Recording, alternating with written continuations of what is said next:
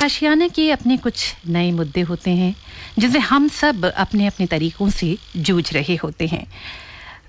कहते हैं जिंदगी में सब कुछ सभी को नहीं मिलता, कहीं ना कहीं किसी न किसी चीज की जद्दोजहद। कुछ लोग फाइनेंशियल स्टेबिलिटी को लेकर जूझ रहे होते हैं, तो वहीं कुछ लोग ऐसे हैं जो कि रिश्तों की उलझी हुई बागडोर को सुलझाने में लगे हुए हैं। किसी को आगे बढ़ने का कोई रास्ता नजर नहीं आता और किसी के पास आगे बढ़ने की सारी तमन्ना है, इच्छा है, चाह है, लेकिन कोई ना कोई कारण ऐसे है जो उनकी पर्सनालिटी को पूरी तरह से खुलने नहीं देते हैं और इसी कारण नया रास्ता चुनने में उनको हिचकिचाहट होती है। स्टैमरिंग यानी कि हकलाना एक इसी तरह का डिसऑर्डर है जो कि कारण क्या है उसके बारे में भी हम जानना चाहेंगे। और अगर ये है तो पर्सनालिटी, व्यक्तित्व जो है पूरी तरह से खुल नहीं पाता, खिल नहीं पाता और स्टैमर करने वाला व्यक्ति जो है तमाम तरह की सामाजिक परेशानियों का भी सामना करता है। आज स्टूडियो में हमारे साथ हैं डॉक्टर सत्येंद्र श्रीवास्तव और अभिषेक कुमार वर्मा जो कि द इंडियन स्टैमरिंग एसोसिएशन से एसोसिएटेड हैं। सबसे पहले बहुत बहुत स्वागत है डॉक्टर श्रीवास्तव आपका और अभिषेक आपका भी। बहुत बहुत धन्यवाद जी। और इंडियन स्टैमरिंग एसोसिएशन की हम लोग बात करेंगे तो शुरुआत में मेरे ख्याल से प्रोग्राम को हम करें और लोगों को आमंत्रित करें कि वो अपने व्यूज़ जो हैं वो भी हमारे साथ शेयर करें और अपनी क्वेरीज हम तक पहुंचाएं। सबसे पहले जानना चाहेंगे कि इस एसोसिएशन की जो फाउंडेशन है उसका विचार आपको कैसे आया? मैं खुद हकलाता था बचपन से और लगभग 45-46 साल तक मैं जूझता रहा, अपने हकलाने को छिपाता रहा और कोशिश करता रहा कि किसी तरह से ये समस्या से मैं निपटूं बगैर किसी को पता लगे। और आखिर में मैंने पाया कि समस्या का समाधान इतना मुश्किल नहीं है अगर हम हिम्मत करें और इस बारे में ओपनली बात करने को तैयार हों। और चूँकि मैं एक मेडिकल डॉक्टर था और मैंने इस बारे में काफ़ी रिसर्च भी किया, तो मुझे ये समझ में आया कि हकलाना स्पीच डिसऑर्डर से भी ज़्यादा एक सोशल डिसऑर्डर है और इसलिए इसको दूर करने के लिए अन्य लोगों की ज़रूरत है। इस तरह से हमने एक स्वयं सहायता समूह का निर्माण किया और धीमे धीमे इसकी शाखाएं अन्य शहरों में भी फैली। शुरुआत हमने देहरादून से करी थी और अब ये लगभग हिंदुस्तान के 12 शहरों में काम कर रहा है। जी, डॉक्टर श्रीवास्तव से बहुत कुछ और भी जानेंगे इस बारे में। स्टैमर करते हुए वो खुद कहते हैं कि उन्होंने ये विचार आया कि इस व्यक्ति के अंदर आत्मविश्वास बढ़ाने के लिए, उन्हें आत्मनिर्भर बनाने के लिए, अपने लिए खुद कुछ कर गुजरने की तमन्ना की चाह रखने के लिए उन्होंने ये एसोसिएशन की फाउंडेशन की है। अभिषेक भी हमारे साथ हैं कि जो कि दिल्ली चैप्टर के कोऑर्डिनेटर हैं और साथ ही साथ हम कुछ व्यक्तियों से भी बात करेंगे जो इस समस्या से जूझ रहे हैं और बहुत बहुत खुले दिल से जूझ रहे हैं और जीवन का उत्साह जो है उनका किसी भी तौर पर कम नहीं है। आप फिलहाल जुड़े रहिए आशियाना प्रोग्राम से। आपके साथ हूं मैं आकृति और आप जो दिल्ली से दूर देश के दूसरे कोने में बैठे हैं, आप भी अगर स्टैमरिंग के बारे में, हकलाने के बारे में आपके कुछ व्यूज़ हैं, आपके परिवार में, आपके परिचितों में कुछ ऐसे व्यक्ति हैं जो कहीं ना कहीं किसी हीन भावना से ग्रस्त हो रहे हैं क्योंकि वो हकलाते हैं, हमारे प्रोग्राम से जुड़िए, अपने विचार हमारे साथ शेयर कीजिए। आपको टाइप करना है RAIN यानी कि रिन स्पेस दे के अपनी बात लिखनी है, अपने दिल की बात लिखनी है और फिर अपने नाम और जगह के साथ भेज देना है 56764744 पर 56767744। और देखिए कि इस हिचकिचाहट के बारे में जिसके बारे में आप ज़्यादा खुलकर किसी से बात नहीं करते, हमारे स्टूडियो में उपस्थित हैं डॉक्टर श्रीवास्तव और अभिषेक और उनके ज़रिए प्रेरणा लीजिए, जानिए कि ज़िंदगी बहुत मुश्किल से मिलती है और उसको यूं हिचकिचाहट में किस उन्मुक्त आकाश में यूं ही उड़ता चला जाए, लेकिन फिर कुछ ना कुछ समस्याएं या तो फिर विद इन या फिर विदाउट पर्सनालिटी की, समाज की, सिचुएशन की, सर्कमस्टेंस की हो ही जाती हैं जो हमारे इन ख्वाबों को असली पंख लेकर यथार्थ में बदलने में कुछ ना कुछ, कहीं ना कहीं कोई ना कोई कमी ले आती हैं। हकलाना यानी कि स्टैमरिंग एक इसी तरह का डिसऑर्डर है जिसमें आदमी बोलते बोलते रुक जाता है और जब इस तरह की हिचकिचाहट आती है, बात पूरी नहीं कर पाता, सामने वाली व्यक्ति से एक्सेप्टेंस नहीं आती है, तो फिर कहीं ना कहीं वो जो कॉन्फिडेंस है पर्सनालिटी का वो भी लो होता है और इस लो स्टीम के साथ कहीं ना कहीं उसका जीवन और उसके परिवार का प्रभावित होता है। डॉक्टर सत्येंद्र श्रीवास्तव हमारे साथ हैं जो कि फाउंडर हैं इंडियन स्टैमरिंग एसोसिएशन एसोसिएशन के। डॉक्टर साहब, सबसे पहले तो आपसे जानना चाहेंगे कि जो हकलाना है उसका कारण क्या है और क्या ये न्यूरोलॉजिकल डिसऑर्डर होता है? काफ़ी समय से लोग ये मानते थे कि ये प्योरली साइकोलॉजिकल प्रॉब्लम है, मनोवैज्ञानिक समस्या है, और इसीलिए उनका ये मानना था कि ये बड़ी आसानी से दूर भी हो जाएगी, और इसीलिए बहुत से लोग दावा करते थे कि 15 दिन के कोर्स में क्योर हो जाएगा, ठीक हो जाएगा। मगर अभी पिछले 30-40 सालों में जो ब्रेन स्कैन्स हुए हैं और ये तमाम जो स्टडीज़ हैं वो ये साबित करती हैं कि हकलाने के पीछे बायोलॉजिकल रीजंस भी हैं, साइकोलॉजिकल रीजंस भी हैं और एनवायरमेंटल यानी सोशल रीजंस भी हैं। यानी ये तीनों फैक्टर्स मिलजुल कर जब उनका आपस में इंटरप्ले होता है तो पूरी हकलाने की एक पूरी तस्वीर सामने आती है। तो इसलिए ये कहना गलत होगा कि हकलाना प्योरली साइकोलॉजिकल प्रॉब्लम है और ये पॉजिटिव थिंकिंग से दूर हो जाएगी। नहीं, ऐसा नहीं होता। इसके पीछे बायोलॉजिकल रीजंस भी हैं जो कि साबित हुए हैं। ऐसे जीन्स का भी लोगों ने पता लगाया है जिनके चलते हकलाना एक पीढ़ी से दूसरी पीढ़ी तक पहुंचती है। जी, तो इसका क्योर क्या होता है? जैसे मैं अभी कह रहा था कि स्टैमरिंग का कोई क्योर नहीं है, और मेरे सामने एक कोटेशन है ब्रिटिश स्टैमरिंग एसोसिएशन से, जिन्होंने काफी अध्ययन किया है इस बारे में। जी, अगर इजाजत दें तो मैं इसको पढ़ना चाहूंगा। बिल्कुल, please. Unfortunately there is no evidence of a universal cure for stammering, यानी कोई ऐसा क्योर नहीं है जो सबके ऊपर एक समान काम करे। आगे कहते हैं वो, in other words there is no approach that works like a magic pill for everyone. The situation is perhaps not so surprising when it is considered that there is still no complete answer to the question what causes stammering. यानी हकलाना की असली वजह क्या, यही अभी जब तक स्पष्ट नहीं है, तो तब हम क्योर की बात कैसे कर सकते हैं। तो वो तमाम लोग जो भी कहते हैं कि मैं स्टैमरिंग क्योर कर सकता हूँ, 15 दिन में मैं स्टैमरिंग क्योर कर दूंगा, उनसे अगर गहराई से पूछा जाए तो उन्हें भी पता नहीं है कि स्टैमरिंग की असली वजह क्या है। तो मोटा मोटा यही है कि ये तीन फैक्टर्स का आपस में इंटरप्ले है। बायोलॉजिकल फैक्टर्स हैं, साइकोलॉजिकल फैक्टर्स हैं, जो बायोलॉजिकल फैक्टर्स के रिस्पॉन्स में आदमी के अंदर पैदा होते हैं। जब उसको बार बार नकारा जाता है या जब उसको बार बार टोका जाता है तो उसके अंदर मनोवैज्ञानिक समस्याएं पैदा होती हैं। और तीसरा, एक सामाजिक परिवेश जो इन सबको बढ़ावा दे रहा है। जी, हमारे साथ अभिषेक भी हैं, और अभिषेक जो है टीसा के यानी कि दी इंडियन स्टैमरिंग एसोसिएशन के दिल्ली चैप्टर के कोऑर्डिनेटर हैं। अभिषेक, आप अपना अनुभव हमारे साथ शेयर करें। जब मैं मतलब कि छोटा था तो मतलब कि इसी वजह से मतलब कि एजुकेशन में काफ़ी दिक्कत आई, मतलब, और इसकी वजह से मैं मतलब कि क्लास में अटेंडेंस के समय भी काफ़ी दिक्कत आती थी, और मैं मतलब कि जो भी डाउट थे तो वो मतलब कि सर से डिस्कस नहीं करता था, और फिर मतलब कि मतलब और धीरे धीरे मैं मतलब कि क्लास भी बंक करना स्टार्ट कर दिया, और फिर मतलब कि इसका मतलब कि हमारे एजुकेशन पे मतलब काफ़ी मतलब बैड मतलब कि इफेक्ट हुआ, मतलब, और फिर मतलब कि मतलब, और इस समय मतलब और इसकी वजह से मतलब कि जो सोशल रिलेशन होते हैं तो मतलब कि उस पर मतलब काफ़ी दिक्कत आई, क्योंकि मतलब लोगों को ऐसा मतलब लोगों को ऐसा फील होता है कि मतलब हम उनसे मतलब बात करने में ज़्यादा इंटरेस्ट नहीं लेते हैं, लेकिन मतलब जो सिचुएशन ये होती है कि मतलब कि हम उनसे बात करना चाहते हैं, लेकिन तक कि सिर्फ तक इसको सोचते रहते हैं। जी जी, बिल्कुल। अभिषेक, और जी जी जी कहें। मतलब और इस तरह मतलब कि मतलब धीरे धीरे समस्या काफ़ी मतलब बढ़ती गई, और फिर कि मैं मतलब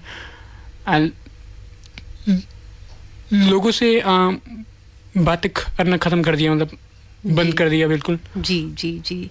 अभिषेक उन लाखों लोगों में से एक हैं जो कि हमारे देश में इस डिसऑर्डर से प्रभावित हैं, हकलाते हैं, बोलने में थोड़ी सी हिचकिचाहट होती है, कहीं किन्हीं किन्हीं शब्दों पर, किसी साउंड पे अटकते हैं और उस कारण जो है तमाम तरह की हीन भावना जो है उससे ग्रस्त हो जाते हैं। सोसाइटी में, हर एक परिवार में, हर एक आशियाना में क्या हम इतने संवेदनशील हैं कि हम इस चीज़ को एक्सेप्ट करते हैं, या फिर अगर हम किसी ऐसे व्यक्ति से बातचीत कर रहे हैं तो हम कहीं ना कहीं उस डिस्कम्फर्ट के शिकार हो रहे होते हैं, और अगर दूसरे शब्दों में मैं कहूं तो कहीं ना कहीं हीनता से हम खुद शिकार होते हैं। आइए झांकिए, अपने अंदर झांकिए। आशियाना प्रोग्राम में कुछ परिवार से रिलेटेड इन्हीं मुद्दों पर हम बात करते हैं और हम मानते हैं कि एक एक व्यक्ति जब अपने अंदर बदलाव लाएगा तो हमारे इस समाज में डेफिनेटली स्वाभाविक रूप में एक बहुत बड़ा परिवर्तन आएगा ही। सुन रहे हैं आप, आपके साथ हूं मैं आकृति, लेकिन आज मेरे साथ बहुत ही खास मेहमान हैं डॉक्टर सत्येंद्र श्रीवास्तव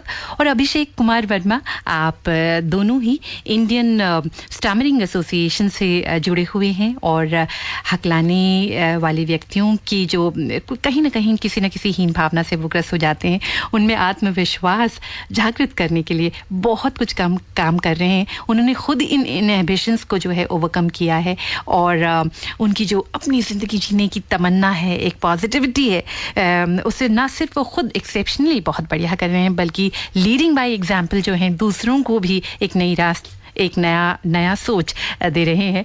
हमारे साथ एक कॉलर हैं जयप्रकाश, जो इसी एसोसिएशन से जुड़े हुए हैं और हमसे कुछ कहना चाहते हैं। जी जयप्रकाश। मैं टीसा के साथ सन 2009 के शुरुआत में टच में आया। उस समय मैं एक आईटी फर्म में जॉब कर रहा था पुणे में, और आप मानेंगे नहीं कि जॉब होने के बावजूद मैं इतना डरा हुआ, सहमा हुआ रहता था कि एक जॉब तो मिल गई है, लेकिन अगर ये चली गई तो दूसरी मैं ढूंढ नहीं पाऊंगा। लेकिन टीसा में आने के बाद और जब मैंने देखा कि यहाँ लोग कॉन्फिडेंटली हकला रहे हैं और हकलाने के साथ साथ लोग कम्युनिकेट कर रहे हैं, तो एक तरीके से आप बोल सकते हैं कि पूरा चमत्कार हो गया। और पिछले 3 साल में आप मानेंगे नहीं कि वही जॉब जिससे मैं हमेशा डरा रहता था कि ये चली ना जाए, उसको छोड़ के अब मैं दिल्ली में अपनी खुद की एंटरप्राइज चला रहा हूँ। वाह, बहुत बहुत खूब। लेकिन जैसा कि आपने शुरुआत में कहा कि आपको कई तरह की प्रॉब्लम्स का सामना करना पड़ा, तो आपको लगा कि जिस चीज़ को आप डिज़र्व करते हैं प्रोफेशनली, एज अ प्रोफेशनल, वो बहुत ज़्यादा मतलब बायस थी आपकी प्रोफेशनल सोसाइटी। यस ऑब्वियसली बायस तो होगी इन द सेंस कि हमें से बहुत सारे जो लोग हैं, हमारे विचार जो हम टीवी पे देखते हैं, सोसाइटी में आसपास जो देखते हैं, जो हम ऑब्जर्व करते हैं, उन्हीं को देख के हमारी परसेप्शन और हमारा बिहेवियर बनता है। और कहीं ना कहीं टीवी पे हमेशा और मूवीज में हकलाने को बहुत ही कॉमिक वे में दिखाया गया है, और उसके कारण एक प्रॉब्लम से जो कि मैं खुद जूझ रहा था, ये कि मैं अपने जीवन में, मुझे नहीं लगता कि किसी को मैं खुल के कह पाया था कि मैं हकलाता हूँ, क्योंकि मैं अपने आप को हकलाने के साथ एसोसिएट नहीं करना चाहता था। और जब तक आप कोई प्रॉब्लम को एक्नॉलेज नहीं करेंगे तब तक उसका समाधान ढूंढना बहुत ही मुश्किल है। तो आप कहेंगे कि पहली बार टीसा के साथ आने के बाद मैंने अपनी प्रॉब्लम को एक्नॉलेज किया, स्वीकार किया, और मैं जिस ऑफिस में था वहीं पे मैंने एक सेल्फ हेल्प ग्रुप स्टार्ट किया हकलाने वाले लोगों के लिए। और आप विश्वास नहीं करेंगे, मैं सोचता था मैं अकेला व्यक्ति हूँ, और उसी ऑफिस में मुझे करीबन 45 लोग और मिले जो कि हकलाते थे। रियली? यस। बिकॉज नॉर्मली क्या है, ये हमने देखा एक ऐसा डिसऑर्डर है जिसके बारे में ज्यादा बातचीत नहीं की जाती, यानी यू हैपन टू मीट, मतलब कभी अचानक मुलाकात हो जाती है बातचीत करते करते और हमको रियलाइज होता है कि ये व्यक्ति जो है थोड़ा हकला कर बोलते हैं। तो यानी कहीं ना कहीं इस समस्या को छुपाया जाता है, खुलकर लोग नहीं आते हैं। और आप और जब तक आप किसी चीज को खुल के नहीं सामना करेंगे तब तक उसका सॉल्यूशन ढूंढना बहुत मुश्किल है। बहुत बहुत सही और सटीक बात आपने कही है। अगर कोई प्रॉब्लम है तो उसका खुलकर सामना करना बहुत जरूरी है, और उसके लिए एक्नॉलेजमेंट जो है वो सबसे पहले आएगा। तो आप कह सकते हैं कि 3 साल पहले मैंने अपने हकलाने को खुल के एक बार देखा कि ये क्या है और किस टाइप के इमोशंस आते हैं, किस टाइप से मेरा कैरियर अफेक्ट कर रहा है। उस समय तो मैं ये भी एक्नॉलेज नहीं कर रहा था कि मेरे हकलाने के कारण मेरा कैरियर अफेक्ट हो रहा है। मैं हमेशा और लोगों को ब्लेम कर रहा था कि मेरा मैनेजर ऐसा है, मेरे लोग ऐसे हैं, किस्मत खराब है या इस टाइप की चीजें।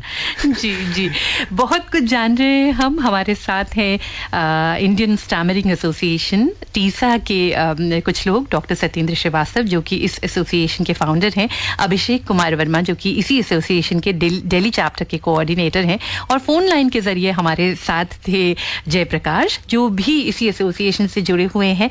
आप अगर कुछ कहना चाहते हैं, आपके परिवार में, आपके मित्रजनों में, आपके परिचितों में कोई ऐसा व्यक्ति है जो कि हक लाकर बोलता है और उस इनहिबिशन के कारण खुलकर अपना काम नहीं कर पाता है, या फिर क्या आपको लगता है कि आप इतने संवेदनशील हैं कि इन व्यक्तियों की हेल्प के लिए, जैसे कि वो इस डिसऑर्डर को ओवरकम कर पाएं, कुछ कर पा रहे हैं या करना चाहते हैं? बहुत से विचार होंगे, आई एम श्योर आपके जहन में भी। हम तक पहुंचाइए, टाइप कीजिए RAIN यानी कि रेन, स्पेस देके अपने दिल की बात लिखिए और फिर अपने नाम और जगह के साथ भेज दीजिए 56764744 पर। रेनबो इंडिया पर आशियाना प्रोग्राम सुन रहे हैं आप।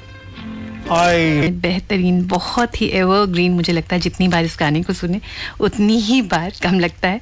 आशियाना प्रोग्राम में 2:34 होने को है और हकलाने के बारे में हम बात कर रहे हैं। पर्सनैलिटी के एक ऐसे डिसऑर्डर के बारे में जिसका कारण क्या है इसके बारे में ज़्यादा कुछ पता नहीं चला है। तमाम तरह के फैक्टर्स हैं, जैसा कि डॉक्टर सत्येंद्र श्रीवास्तव ने हमें बताया। न्यूरोलॉजिकल रीजंस हो सकते हैं, साइकोलॉजिकल प्रॉब्लम्स हो सकती हैं, या फिर सोशल प्रॉब्लम्स भी इस वजह से होती हैं।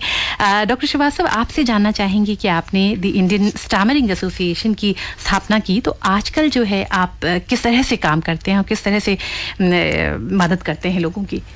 आपने बहुत अच्छा सवाल पूछा है। मैं थोड़ा सा पृष्ठभूमि में जाना चाहूँगा। 1993 से मैं स्वैच्छिक संस्थाओं के साथ काम कर रहा था गढ़वाल में विशेष तौर पे, और गढ़वाल में मैंने एक बात सीखी विशेष तौर पे गढ़वाल की महिलाओं से कि जो मुद्दे उनको प्रभावित करते थे उनके जीवन को, उसके ऊपर आंदोलन की पहल उन्होंने खुद की। तो इससे मुझे मोटी मोटी बात ये समझ में आई कि अगर कोई समस्या से हम जूझ रहे हैं, कोई अगर मुद्दा हमें परेशान कर रहा है, तो हम किसी और के भरोसे न बैठें, बल्कि उसके लिए खुद अपने सहायता अपने आप करें, अपना आंदोलन खुद शुरू करें। और तीसा की शुरुआत एकदम इसी सिद्धांत पे हुई है कि तीसा एक सोशल मूवमेंट है, एक सामाजिक आंदोलन है, जहाँ पर हम हकलाने वाले एक साथ बैठते हैं, एक दूसरे की बात को सम्मान से सुनते हैं और जहाँ तक मुमकिन एक दूसरे की मदद करते हैं। तो अभी हमारा सोच ये है कि इस किस्म के स्वयं सहायता समूह जितने ज़्यादा शुरू हो सकें देश में उतने अच्छे हों। अभी कम से कम 12-13 शहरों में हम ये समूह चल रहे हैं। हम चाहते हैं ये समूह और ज़्यादा हों, और जो लोग इसका फ़ायदा उठा चुके हैं, जिनके अंदर एक आत्मविश्वास आ गया है, वो ऐसे समूहों की शुरुआत करें अन्य शहरों में जाकर। इसके अलावा हम लोग पब्लिकेशंस निकाल रहे हैं। जैसे अभी हमने एक किताब निकाली है, अपना हाथ जगन्नाथ, जैसा कि नाम से जाहिर है कि इसमें हमारा पूरा फोकस इस बात पे है कि हकलाने वाला व्यक्ति अपने आप को निर्बल या लाचार न समझे, बल्कि उसके अंदर जो आध्यात्मिक शक्ति है, उसके अंदर जो ईश्वर ने उसको जो ताकतें दी हुई, उनका इस्तेमाल करते हुए अपनी मदद भी करे और अन्य व्यक्तियों की मदद भी करे। तो पब्लिकेशंस हैं, हमारे ब्लॉग्स हैं, वेबसाइट हैं। इसके अलावा हम लोग बीच बीच में नेशनल लेवल पे कुछ इवेंट्स ऑर्गेनाइज करते हैं। जैसे भी हमने नेशनल गेट टुगेदर ऑर्गेनाइज किया था कुर्ग में, कर्नाटका में, जहाँ पे हमारे स्थानीय समूह जो कि बेंगलोर में बेस्ड है, उन्होंने सारी व्यवस्था की। 50 के ऊपर लोग इकट्ठे हुए। तो हमारी सोच यही है कि इन तमाम विकल्पों के द्वारा हम ज़्यादा से ज़्यादा हकलाने वालों तक पहुँचें और उनको ये बताएं कि हकलाना कोई शर्म की बात नहीं है, कोई गुनाह नहीं है, ये सिर्फ एक भिन्नता है, और इस भिन्नता को हम अपने राह में रोड़ा न बनने दें, अपनी मदद अपने आप करें। और इसके अलावा हम एम्प्लॉयर्स के साथ भी काम कर रहे हैं। जैसे मेरे साथी जयप्रकाश सुंडा अभी हांगकांग जाने वाले हैं। एक संस्था है कम्युनिटी बिजनेस, उसके द्वारा हम कोशिश कर रहे हैं कि एम्प्लॉयर्स के एटीट्यूड के ऊपर हम काम करें और उनको ये बताएं कि जो आदमी हकलाता है मुमकिन है कि वो बहुत अच्छा काम करने वाला वर्कर भी हो सकता है जी, तो उसको नकारा ना जाए। जी जी, हमारे पास लोगों की प्रतिक्रियाएं जो हैं पहुंच रही हैं देश के कोने कोने से। बिहार कटिहार से राजा का मैसेज आया है और ये कहते हैं कि ये काफ़ी समय से जो है इनको हकलाने की समस्या है और ख़ास तौर से जब ये फंक्शंस में जाते हैं, लोगों के बीच में जाते हैं, तो क्योंकि इनको ये समस्या उस वक्त ज़्यादा हो जाती है तो इनको चुप रहना पड़ता है। अपने दिल की बात इन्होंने यहाँ पर कही है। जी राजा से मैं कहना चाहूँगा, राजा आप बिल्कुल भी चुप न रहें। आप गौर करें कि इस समय 2 हकलाने वाले ऑल इंडिया रेडियो में बैठे हुए हैं। हम हकलाने के बावजूद भी अपनी बात कह रहे हैं और हमारा तो ये यकीन है कि अब हकलाना तो क्या, कोई भी हमें बोलने से रोक नहीं सकता। अगर पावर आउटेज हो जाए तो एक अलग बात है। तो राजा मैं ये कहूँगा कि आप अपने मन से ये बात बिल्कुल हटा दें कि हकलाना कोई गुनाह है या कोई शर्म की बात है। आप अपने मन में ये बात बैठा लें कि मैं हकलाता हूँ तो क्या हुआ, मुझे भी ईश्वर ने बनाया है और मैं जैसा मुझसे बोलते बन पड़ रहा है वैसा मैं जरूर बोलूंगा। जिसको पसंद आता है पसंद आए, जिसको नहीं आता ना आए। बिल्कुल। विशाल का जलपाईगुड़ी वेस्ट बंगाल से भी हमारे पास मैसेज आया है। ये कहते हैं ये 27 साल के हैं और बचपन से ही मतलब बाय बर्थ जो है इनको स्टमरिंग की प्रॉब्लम है। वेस्ट बंगाल में ये आपकी जो ऑर्गेनाइजेशन है, आपकी एसोसिएशन से जुड़ना चाहते हैं और जानना चाहते हैं कि क्या तरीका है। विशाल, अभी हम एक काम ये कर सकते हैं कि चूंकि वेस्ट बंगाल में हमारे कोई स्वयं सहायता समूह काम नहीं कर रहा है, इसलिए मैं कहूँगा कि आप क्यों नहीं आप एक ईमेल भेजते हैं हमें info@stammer.in। हमारी वेबसाइट का एड्रेस है stammer.in, STAMMER stammer.in। info@stammer.in पर अगर आप ईमेल भेजेंगे तो हम आपको एक निःशुल्क स्वयं सहायता समूह की एक सेल्फ हेल्प मैनुअल भेजेंगे और कुछ आपको कुछ लोगों के ईमेल आईडीज, फ़ोन नंबर्स भी देंगे जिनसे आप बात कर सकते हैं और इस तरह से आप जरूर अपनी मदद अपने आप कर पाएंगे। ये हमारा मानना है कि आप जितना लोगों से मिलते हैं, जितना हकलाने के बारे में बात करते हैं, जितना अपने आप को स्वीकार करते हैं अपनी भिन्नता के साथ, उतना ही आपके ऊपर मानसिक दबाव कम होता चला जाता है और उतना ही आपका कम्युनिकेशन बेहतर होता है।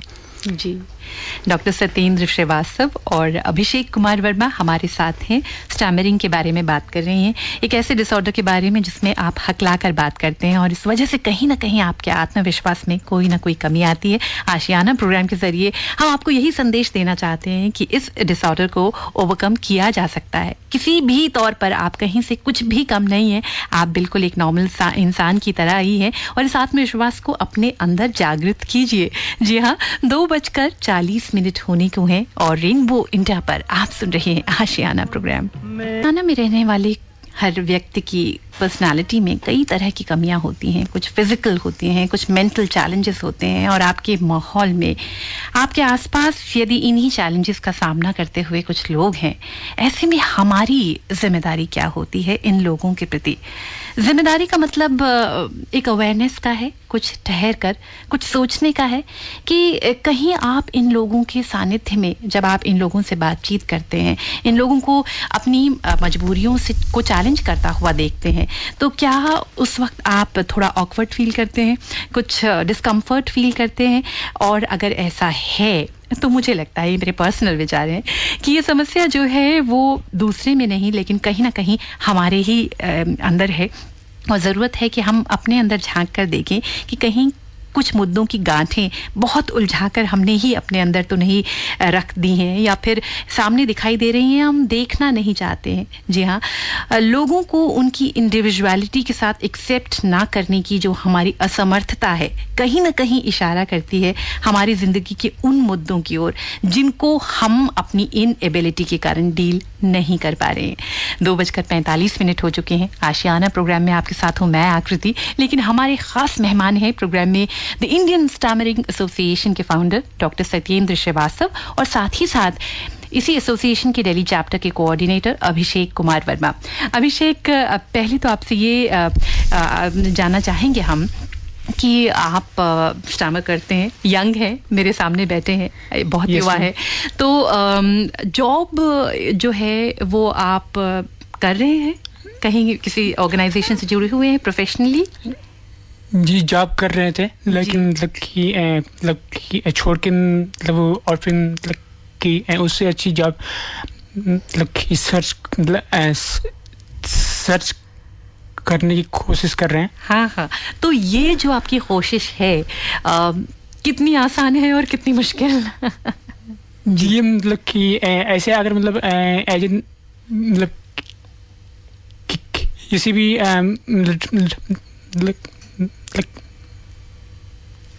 कि इसको देखे तो मतलब ये काफी टफ है, क्योंकि मतलब कि जहाँ ये भी मतलब कि हम मतलब कि उम्मीद करके जाते हैं कि मतलब कि आज का मतलब कि इंटरव्यू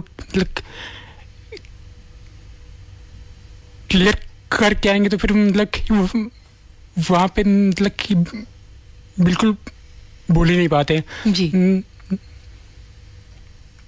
मतलब और जहाँ पे ये सोच के जाते हैं कि मतलब कि एज इसको मतलब कि एक्सपेरिमेंट के तौर पे मतलब देखना चाहते हैं, तो वहाँ पे मतलब कि काफी अच्छा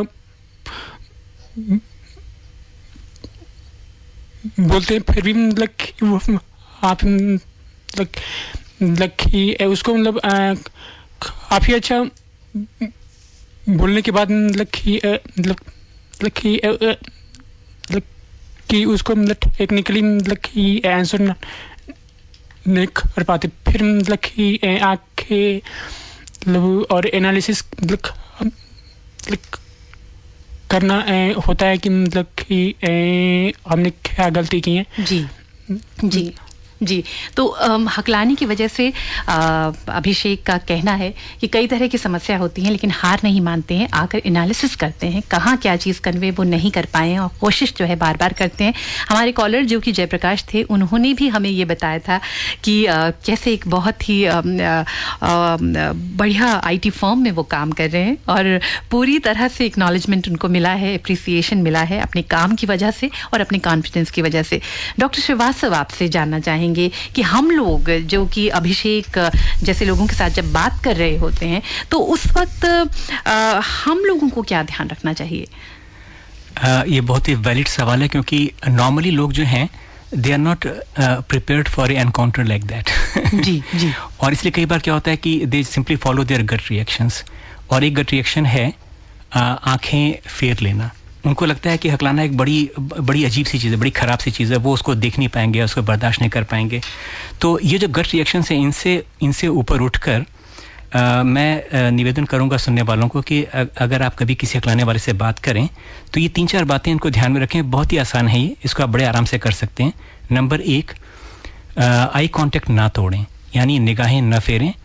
जैसे आप अन्य लोगों से बात करते वक्त उनके चेहरे की तरफ देखते हैं, वैसे ही हकलाने वाले की तरफ भी देखें, चाहे वो कितना भी संघर्ष क्यों ना कर रहा हो। दूसरी बात यह है कि उसको ये कहने के बजाय कि आराम से बोलो, आप खुद अपने आप को स्लो डाउन करें, क्योंकि कई बार क्या होता है कि आपका तेज बोलने की प्रवृत्ति के कारण हकलाने वाले के ऊपर भी दबाव बनता है जल्दी बोलने का, जिसकी वजह से उसकी मुश्किलें और बढ़ जाती हैं। सो maintain eye contact and slow yourself down. और तीसरा पॉइंट है डोंट इंटरप्ट। कई बार हमारी प्रवृत्ति होती है कि हम सूचना जानने के लिए इतने बेताब हैं, बीच में कूद पड़ते हैं और लगते हैं गैस करने। वो व्यक्ति किसी शब्द पे रुक रहा है और हम गैस करना शुरू करते हैं कि अच्छा आपका क्या मतलब ये है। तो ये जो हम गैस वर्क कर रहे हैं, इससे कंफ्यूजन और बढ़ता है। तो इसलिए हम बीच में इंटरप्ट ना करें, गैस ना करें, सवाल ना पूछें, उस व्यक्ति को अपनी बात खत्म करने दें और उसके बाद जरूर सवाल पूछें अगर वो मुद्दा स्पष्ट नहीं हुआ है। तो ये 3 बातें तो नॉर्मल सुनने वालों के लिए हैं, नॉर्मल बोलने वालों के लिए। और एम्प्लॉयर्स के लिए मैं ये कहना चाहूँगा, don't get biased only because of the supposedly poor communication skills during interview. क्योंकि मुमकिन है कि जो आदमी इतना हकला रहा है इंटरव्यू में, हो सकता है वो जॉब में बहुत बढ़िया परफॉर्म करे और बहुत अच्छा वर्कर बनकर साबित करे। जी जी बिल्कुल। एक और सवाल मेरे जहन में आ रहा है, वो ये कि द इंडियन स्टैमरिंग एसोसिएशन को रिप्रेजेंट करते हुए आप डॉक्टर श्रीवास्तव और अभिषेक, आप दोनों पुरुष हैं। फ़ोन के ज़रिए भी जिनसे हमें बात हुई थी वो भी पुरुष थे, SMS भी मेरे पास जितने पहुँचे हैं वो कहीं ना कहीं पुरुषों के ही हैं। तो क्या ऐसा है कि ये जो समस्या है हकलानी की, स्टैमरिंग की, वो पुरुषों में ज़्यादा होती है?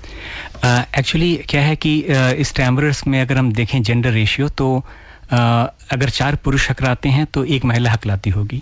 उस एक महिला की पीड़ा भी उतनी ही जायज़ है जितनी कि पुरुषों की, मगर दुर्भाग्यवश हमारे पैट्रियार्कल सोसाइटी में महिलाएं उसको और छिपाने का प्रयास करती हैं, क्योंकि उनको लगता है कि एक तो मैं महिला हूं और ऊपर से हकलाती हूं, इससे बड़ा दुर्भाग्य क्या होगा। इसलिए वो चुप रहकर अपनी समस्या को छिपाने का प्रयास करती हैं। मगर एक बड़ा अच्छा ट्रेंड अभी शुरू हुआ है कि हमारे कुछ नेशनल इवेंट्स में वो लड़कियां, वो महिलाएं जो हकलाती हैं वो भी जुड़ रही हैं, वो भी सामने आ रही हैं, और वो भी कहीं पे एक्सेप्टेंस की ओर बढ़ रही हैं। वो भी इस बात को एक्नॉलेज कर रही हैं कि हाँ मैं हकलाती हूं तो क्या हुआ, मेरे पास भी कहने को बहुत कुछ है जो कि बहुत वैलिड है, और हकलाते हुए भी उन्होंने अपनी बात कही है। तो महिलाओं को मैं ये कहना चाहूँगा कि अगर आप हकलाती हैं तो निराश ना होएं और ज़रूर सामने आएं और अपने विचार रखें, क्योंकि आपके विचार किसी भी मायने में ना हकलाने वालों से कमतर नहीं है। जी, आई थिंक ये जो एक सामाजिक तौर पर हम लोग बायस्ड या डिविजन बना लेते हैं कि अगर आप आम तरह से बात कर रहे हैं तो आप बड़े नॉर्मल हैं, और जो उस तरह को फॉलो नहीं कर रहा है वो कहीं ना कहीं एबनॉर्मल है। इस मानसिकता को तोड़ने की ज़रूरत है। हो सकता है कि आप बहुत अच्छे ओरेटर हैं, जैसे कि डॉक्टर श्रीवास्तव ही बातचीत के दौरान हमें बोल रहे थे, और लेकिन उसके पीछे जो मानसिक ग्रंथि है, मानसिकता है, वो बहुत संकीर्ण है और वो टूटी हुई है, वहाँ पर आप हकलाते हैं। तो ये कहीं ना कहीं पर इस बात पर भी गौर करने का बहुत बहुत ज़रूरत है। और साथ ही साथ एक चीज़ और बताइए डॉक्टर श्रीवास्तव की, जब आदमी हकलाता है, और जैसा कि अभिषेक ने भी बताया हमें कि स्कूल में या फिर बड़े होकर जो है एक तरह का बायस समाज जो है बड़ा डिफरेंटली आपको ट्रीट करने लगता है और आपको कहता है कि कहीं आप कमतर हैं, ये भावना आपको बार बार जो है जताई जाती है, और फिर आप खुद भी अपने आप को कमहीन समझने लगते हैं, और फिर गुस्सा है, एंजाइटी है, एम्बैरसमेंट है, ये सब जो इमोशनल और साइकोलॉजिकल फैक्टर्स हैं आपकी पर्सनालिटी में ऐड ऑन होने लगते हैं। तो आप उन व्यक्तियों को क्या संदेश देना चाहेंगे जो हकलाते हैं, इस समस्या से जूझ रहे हैं, कैसे ओवरकम करें इस प्रॉब्लम को? अगर मैं अपने अनुभव की बात करूं तो मैंने इस बात को सबसे बेहतरीन तब समझा जब मैं एक समूह में गया जहां पे सभी लोग हकलाते थे। जब मैं अन्य हकलाने वालों से मिला और मैंने ये पाया कि वो किसी भी मायने में कम नहीं हैं। उनमें से बहुत से लोग गवर्नमेंट जॉब में थे, बहुत से लोग बड़े क्रिएटिव लोग थे, बड़े टैलेंटेड लोग थे, हाईली क्वालिफाइड लोग थे। तब मेरी सोच बदलने लगी कि हकलाना किसी तरह का हैंडीकैप है। तो मैंने महसूस किया कि हकलाने की मानसिकता से निकलने के लिए ज़रूरी है कि हम अन्य हकलाने वालों से मिलें। तो मैं तो ऐसे लोगों को यही संदेश देना चाहूँगा कि अपने आसपास स्वयं सहायता समूह शुरू करें, अगर है तो उसको ज्वाइन करें, और हकलाने वालों से कतराएं ना, बल्कि उनसे मिलें। उनसे आप मिलेंगे तो आप पाएंगे कि आपकी मानसिकता भी धीमे धीमे बदल रही है, और आप अपने आप को एक नॉर्मल इंसान जैसा महसूस करने लग जाएंगे बहुत जल्दी। जी जी, और समय जो है वो बहुत जल्दी से बीता जा रहा है। 1 घंटा कैसे बीत गया पता ही नहीं चला। चलते चलते क्या कहना चाहेंगे डॉक्टर श्रीवास्तव जी? मैं आपके नाम पे हकलाना चाहूंगा, आकृति। बहुत बढ़िया। तो हमारी बात जो है खुलकर यही निकली है डॉक्टर श्रीवास्तव के जरिए और अभिषेक के जरिए कि अगर आपके अंदर आत्मविश्वास है तो कोई भी ऐसी बाधा नहीं है जिसको कि पार नहीं किया जा सकता। कोई भी हमें आगे बढ़ने से रोक नहीं सकता है। वो ऑब्स्टिकल चाहे किसी डिसऑर्डर के रूप में हो या फिर बाहर सिचुएशन के रूप में हो, हमारे विकास की एक नई सीढ़ी, एक नया स्टेपिंग स्टोन जो है वो बन जाएगा। बस आपको एक हिम्मत रखनी है, अपनी इच्छा शक्ति को कायम रखना है, अपनी कोशिश को और अपनी लगन, अपनी मेहनत और अपनी पेशेंस और अपने धैर्य के जरिए आइए आगे बढ़िए। द इंडियन स्टैमरिंग एसोसिएशन से जुड़िए अगर आप हकलाते हैं, और गर्व से कहिए कि हाँ ये प्रॉब्लम है तो क्या, लेकिन हम जिंदगी का मजा पूरी तरह से लेना चाहते हैं। बहुत बहुत बहुत शुक्रिया डॉक्टर श्रीवास्तव और अभिषेक आपका, आप स्टूडियो में आए और हमारे साथ इतनी बढ़िया जो है बातें शेयर की और हमें एक आशियाना का एक नया ही पर्सपेक्टिव है उससे परिचित कराया। Thank you so much. Thank you so much. Welcome. Thank you.